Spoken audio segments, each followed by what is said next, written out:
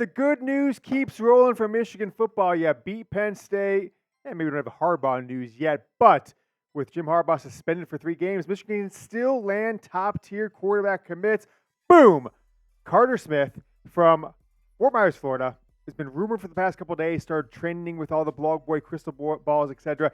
He commits to Michigan this morning, and Michigan now has their 3rd commit in the 2025 recruiting class. We're going to talk about what it means for him, for Jayden Davis, for Jim Harbaugh's future, and maybe most importantly, number 1 player in 2025, Bryce Underwood. So to welcome Carter Smith to Michigan, go down into the comments and make sure you're typing those booms.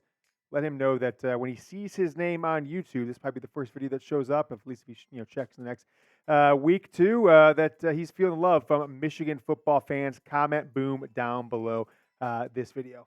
Take a look at Carter Smith, 6'3", 180. Some recruiting services have him ranked higher than others, but the 24/7 Sports consensus is aggregating all the recruiting rankings from 24/7, Rivals, ESPN, On3, etc., puts the scores together. They've got him as the number 213 overall player in the country, number 14 player quarterback in the 2025 class. I've seen him as high as like 110 overall in the country and like a top 6, 7, 8 quarterback, dual threat player, 6'3", 180. So he's going to have to put on a little bit of size to play at Michigan. I'm not sure if he's going to be, expected to play his first year by any means. So he'll have quite a bit of time. He's only a junior in high school, wrapping up his junior season here as we are approaching the middle of November. So I'm glad that Michigan isn't putting all of its eggs in one basket. But you kind of think back to 2022, 2023, 2023 in particular with Dante Moore, who, I don't know, he might end up at Michigan after all, right? He's struggled at UCLA, got benched after starting a few games, and looks like Chip Kelly could be on the hot seat, seeing how things shake out right there. But I'm glad Michigan isn't doing that with Dante Moore, with Bryce Underwood, like they did with fellow 5-star, top 5 player in the state, in America, like they did with former, Michigan QB Dante Moore. Ultimately committed to Oregon before his senior year, then flipped to UCLA later on into the process. Bryce Underwood, still a junior, right? But he is kind of, in my opinion, like was once every 4, once every 5 quarterbacks that you got to get if he is in your backyard. So we're going to talk more about Bryce Underwood, his commitment timetable, his top teams, and what insights we've gleaned from his recruitment based on this Carter Smith story and just the last few weeks, how things are going. But want to thank everyone for helping us reach 29,000 subscribers, which happened on Sunday. Fastest we've gone from 1,000 metric to another in at least over a year. So thank you to everyone who subscribed. New subscribers, welcome to the show. Hope you're enjoying what you see. YouTube.com/Michigan TV. If you've yet to do so, just hit that button right below the video. Share the link with your friends. Tell them this is the most watched daily Michigan football show on planet Earth on any platform. And tonight we will be live. You'll be seeing more of myself, producer Young Harbaugh, a.k.a. Jack Latteray, 8:45 p.m. Eastern. We'll go live about 15, 20 minutes before the college football playoff top 25 rankings are revealed. Could Michigan, with that top 10 win on the road against Penn State, could they jump up from number 3 to number 2, maybe even up to number 1? Speaking of number 1, what about number 1? All right, what about the number 1 player, in my opinion, in all of high school football right now, even though he's only a junior in high school, and that is local legend, multiple-time Michigan State champion, going for his 3rd year this year. Hell, might even going for his 4th next year in Bryce Underwood, right? I was kind of obsessed with Bryce Underwood last year when all the hype started coming out about him, but as of right now, LSU has been rumored for the last month or two to have the slight lead over Michigan in this recruitment. And Michigan's missed out on, CJ Carr in this 2024 class, obviously Bryce Underwood prior to him. But they got Jayden Daniels coming up. Jayden Davis.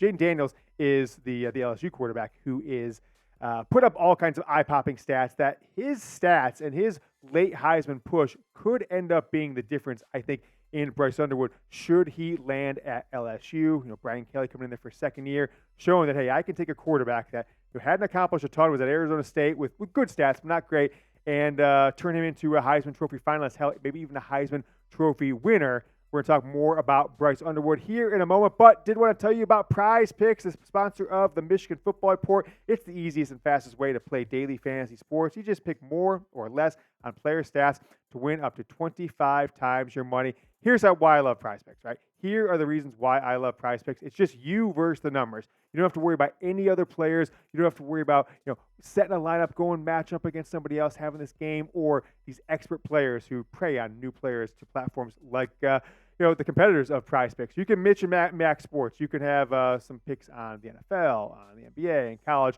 You just submit, you pick more, you pick less. The reboot policy, which I've talked about the last few weeks, if you have a player in basketball or football who gets hurt in the first half, doesn't come back, doesn't end your selection, your picks continue to ride without that player. And Prize Picks offers flex play. Let's take a look at my picks this week. I'm on a little bit of a losing streak, so I reached out to the former producer of this show, Jeremy Chuggs. You guys remember Jeremy from the 2021 season? He gave me these picks, and I don't know about these picks a little bit here, Jack. He's got Coleridge Stroud going more, and he's basically going more in all of them, but I'm letting him make my picks this week. He gave me these four. Coleridge Stroud, more than 1.5 passing TDs going up against Arizona this week on Sunday. The Kelsey brothers, more than a half touchdown receiving or rushing. I'm not sure how Jason's going to get a touchdown, but I digress. Jalen Hurts, more than a half rushing touchdowns, and then CeeDee Lamb, more than 86.5 receiving yards. Those are the picks. We put in 10 on that. If we get those four simple picks right, it's just more or less on the stats that Prize Picks put in front of you. I'm going to win myself $100. Risking 10 to win 100. That's how easy it is with Prize Picks. That's why I love it. It's super simple to play. I make my picks in under 60 seconds, and you can get a $100 deposit match when you go to prizepicks.com/CLNS. Use code CLNS. Again, that's prizepicks.com/CLNS. Promo code CLNS for a first deposit match up to $100. Get started with Prize Picks today. Link and the promo code are down in the comments and the description of today's Michigan Football Report. So, Bryce Underwood. I kind of feel like if you think back to quarterback recruiting, it kind of reminds me of like the hype of a Trevor Lawrence, right? Back in the 2018 recruiting class, was leaning towards Tennessee for a while, maybe Georgia. Boom, ultimately ends up at Clemson. And him and Justin Fields were probably the best 1-2 combo that was out there. There have been other big time quarterback recruits of this nature. But I think Bryce Underwood is so rare is that he's a 4-year starter, which that's not necessarily rare, et cetera, but at the highest level, right? State champion as a 14-year-old true freshman. Now, he announced his finalists last week, right? So here you go, the finalists. We got Alabama. We got Colorado, which I don't know about that one at this point. Michigan, you got Oregon, Penn State, Florida State. Who's that one in the middle? Of course, that's LSU right in the middle. Maybe he's putting Michigan, LSU, Oregon right in the middle because those are the three finalists. I think those are the schools that probably have the best chance to get Underwood, those three. But for me, it kind of comes down to a Michigan LSU battle. And I'm really thinking that Michigan is taking this commitment from Carter Smith today to help avoid the mistakes that they made under Matt Weiss, formerly with the program, other recruiting coordinators, of putting all their eggs in one basket for a commit.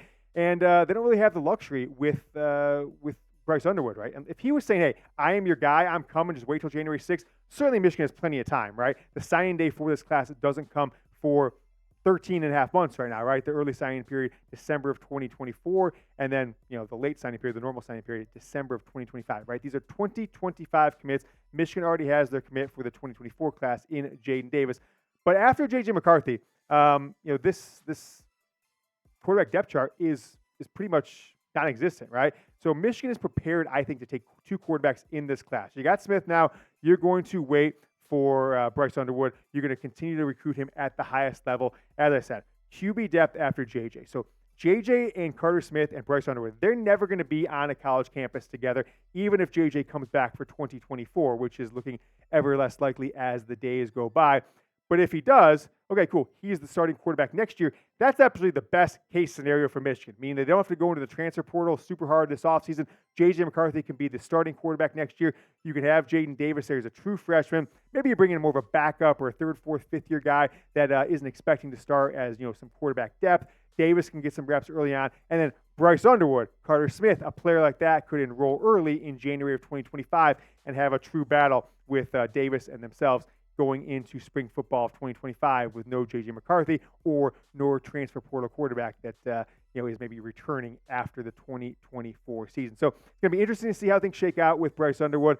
But I'll ask you guys this question. Let's focus on next season. Before Bryce Underwood or Carter Smith even land foot on Michigan's campus, who do you guys think will be Michigan's starting quarterback next year, 2024? I think it's really there's two options for me, and one's pretty tough. It's obviously either J.J. McCarthy or a transfer portal quarterback. I don't see a scenario where Michigan goes into the season with Jayden Davis and then like Alex Orji, Jayden Daniels as the only options at quarterback, because I don't think those latter two are the type of quarterback that Michigan needs with the team they potentially have coming back next year. So if it's JJ, say JJ. If it's somebody else, make your pick on who they could target in the transfer portal. We talked about it on last Tuesday's live show, a few candidates that Michigan could pursue. Let me know down in the comments.